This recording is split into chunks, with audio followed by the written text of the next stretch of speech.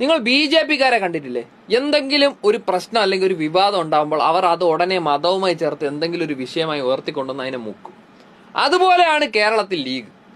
എന്ന് ലീഗ് നേതാക്കളുമായി ബന്ധപ്പെട്ട ഒരു ആരോപണം എന്തെങ്കിലും ഇങ്ങനെ പൊങ്ങി വരുന്നോ അന്ന് ഇതേപോലെ എന്തെങ്കിലും ഒരു സംഭവം കൂടെ കൊണ്ടുവന്ന് അതങ്ങ് മറയ്ക്കാനുള്ള സംഭവം. പാറ്റേൺ തെറ്റില്ല. നോക്കി, ഐസ്ക്രീം വിവാദം എയറിലേക്ക് വരാൻ തുടങ്ങിയപ്പോൾ കുഞ്ഞാലിക്കുട്ടി സൗദിയിലായിരുന്നു. തിരിച്ചു വരുമ്പോൾ ഉംറ കഴിഞ്ഞാണ് വരുന്നത് എന്ന് വ്യാപകമായി ലീഗുകാർ പ്രചരിപ്പിച്ചു. ഈ വിവാദം കുഞ്ഞാലിക്കുട്ടിയുടെ അളിയൻ വീണ്ടും ഉയർത്തിയപ്പോൾ അതിന് മറുപടി പറയാൻ അസർ ബാങ്ക് വിളിക്കുന്ന സമയം തന്നെ തെരഞ്ഞെടുത്തു. വാർത്താ സമ്മേളനം നടക്കുന്ന സമയത്ത് അസർ ബാങ്ക് വിളിച്ചു. അപ്പോൾ കുഞ്ഞാലിക്കുട്ടി മാധ്യമങ്ങളോട് പറഞ്ഞു അത്രേ, അതാ ബാങ്ക് വിളിക്കുന്നു, ഞാൻ പറഞ്ഞത് സത്യമാണെന്ന് ബോധ്യമായില്ലേ? അത് അള്ളാഹുവിന് മാത്രമുള്ള ഒരു സംഗതിയാണ്. പാലാരിവട്ടം പാലം കേസിൽ അറസ്റ്റ് ഭയന്ന് ഇബ്രാഹിം കുഞ്ഞ് ഉംറയ്ക്ക് പോകാൻ ശ്രമം നടത്തിയിരുന്നു. അന്ന് ജില്ല വിട്ടുപോകാൻ കോടതി അനുമതി ഇല്ലാത്തത് കൊണ്ട് ആ ശ്രമം നടന്നോ എന്ന കാര്യം ഉറപ്പില്ല. പക്ഷെ എന്നെ മമ്പറം പള്ളി പോകാൻ അനുവദിക്കണമെന്ന് കോടതിയോട് അപേക്ഷിക്കുകയും കോടതി അത് അനുവദിക്കുകയും ചെയ്തു.